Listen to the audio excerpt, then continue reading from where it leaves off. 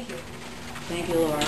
Item D, consideration of approving South 11th Street sewer project. And we have the experts here to talk to us tonight. We'll give it up to them. Try not to put you to sleep. Snyder?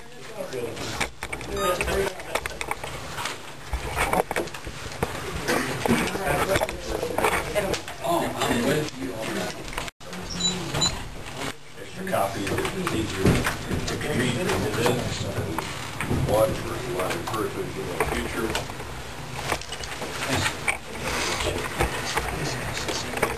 Peter went to sleep.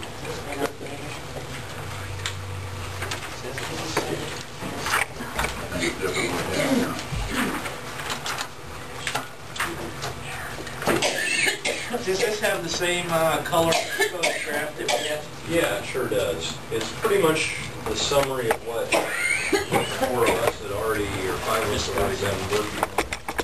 And if you have a larger one of that, if we want to talk about that later. I was just thinking on, since we don't have color copies, that there's 2 or 3 of us that have the luxury of color copies. Bill, would you like? And as far as that goes, if you wish, we can always leave. This is what you're talking about, isn't it? Yes. There's a couple other ones there too that might be of value. I'm just sharing this. Thank you. Everybody get their books? Well, I appreciate being here again this evening to try to talk with you folks about where we've been and where we might be able to help you go. We have met recently with Jim, Adam, and the mayor, Barb, along with Alvin, and Dwayne's been involved, and Bob, trying to figure out a way to maybe find a more cost-effective way to deal with your wastewater plant and try to figure out a way to make sewer improvements that get the most bang for the buck, primarily down there on 11th Street. And here's some of the things we want to cover this evening. We'll try to keep as much to the point as possible. A couple of them that are really important probably are comparison of the alternatives down here, sewer improvements, and the main lift station. To get where we're at, we've been working with these folks to southwest and the northwest. There's one put down in here that covers this area, and one over here that covers the wastewater coming here. For those of you who don't know, basically all the wastewater in the city of Sac City goes to a main pump station that's down just north of the, or south of the fairgrounds. From there, it gets pumped out to the wastewater plant. So everything ultimately goes through that pump station. And part of that flow monitoring exercise was trying to figure out how much water really gets there and where does it come from. As part of that, this is what one of the flow metering locations look like. This happens to be at 5th and Platt. 5th and Platt is kind of about the end of the line for most of the pipes. For the west, everything west of the river comes through that area. In that manhole, this is what this thing looks like.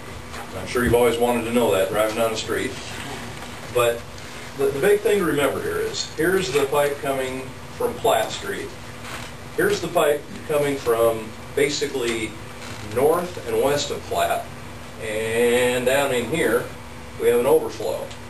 So when this pipe gets too full, it runs over that little wall and goes directly to the river. Right now, DNR is still kind of doing this with those kind of things, but that's probably not going to happen forever. This is what the flow meter actually looked like in the pipe. This is a photograph looking up the pipe to the north, and this thing here is actually the flow meter. It's a band with a device in the bottom that tells how much water is running in the pipe, which direction it's running, and how full it's running.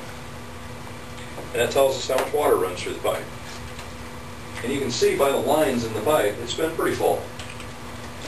What's the size of that pipe? That is, I believe, a 15 at that point. It later then goes to 18 as we go down and turn off of 5th Street. Part of the next slide, if I could. Yeah, jump on in. It's showing really the flow that's coming through the pipe. And as you see the peaks that you see, or the spikes that you see, are actually combined with rainfall events that we had during the testing period. So as you see the jump up there in flow from the station number 1, that's really a rainfall event. That would be, this would be a rain, and you'll notice the next, in a very short amount of time, the flow in the sewers here, it rains, all of a sudden, boom, we're clear up here. And what that generally is water running directly into the sewer, you know, a cross connection, a drain pipe running into it, a sump pump, and leakage into the sewer. When you see those really high peaks, though, that's generally a direct connection, like roof drains that run directly into the sewer. Because you'll notice the rain happens, boom, right after that, high flow. And you're paying to treat all that flow. And you're paying a lot of money to treat it. And the tapering off, it looks like it took roughly a day for the flow to come back down. That's really the indication of infiltration. In other words, water coming through the ground, getting into your sewer, either through the laterals, or through footing drains, or through the sewer itself. This is the next one at Fifth and Bowery, about the same thing. You see a couple of peaks in there. Again, those are rainfall events.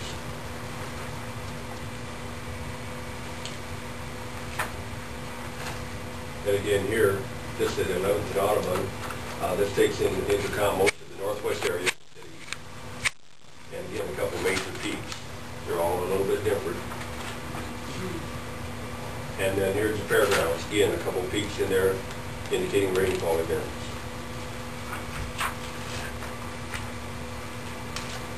With that, we've reached some conclusions based on some of the flow monitoring events. The I&I, infiltration flow, is widespread, appears. The infiltration is high in the northwest and the southwest portions of the city. The fairgrounds really has continuous inflow and infiltration.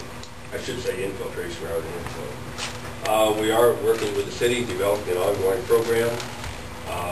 One of the things that we're looking at, of course, is the 11th Street, that we submitted the 11th Street for a community development block grant and received a grant for that. And we did TV that particular sewer, and we're looking at rehabilitation in that area. But we're also looking at identifying other areas within the community of where you do need some improvements with your sanitary sewer system. There are other areas that have been TV'd. We haven't seen the TV tapes. They've been going around to other people. We haven't seen them yet. The company sent them to another engineering firm, actually. And we finally got them routed to us. But anyhow, we're going to look at those and work with your sewer committee and try to develop an ongoing program of sewer rehabilitation within the city. Now, we've only TV'd a very small portion of the sewers, and we want to develop an ongoing program whereby you can do some inspection each year and identify the worst areas for rehabilitation, or the most cost-effective areas. And again, you see the one area that you see is down there at 11th, Gishwiller. Here's 11th, or excuse me, Gishwiller, 11th and 12th. That was done first to try to determine what kind of a situation we had there. We're waiting on the data from these different areas. The other item that we want to talk about a little bit is about design conditions. Existing design conditions, really, this is what we're at today. This is what our permit has in there. For the 2007 proposal, we really aren't looking at any major changes. We aren't looking at, doubling our growth or anything like that. Actually, the existing plant is designed for a much higher population than what you have. And when we get into the alternates a little later, we'll talk a little bit about what we're planning for there. But these are basically the design parameters. You'll notice on the existing, down at the bottom, there's one called TKN. It says NA initially. It isn't that TKN just all of a sudden became something. It's just that that data wasn't available. It's called total Kjeldahl nitrogen. It's simply a test, and the test was not required until very recently, and so there's no data available.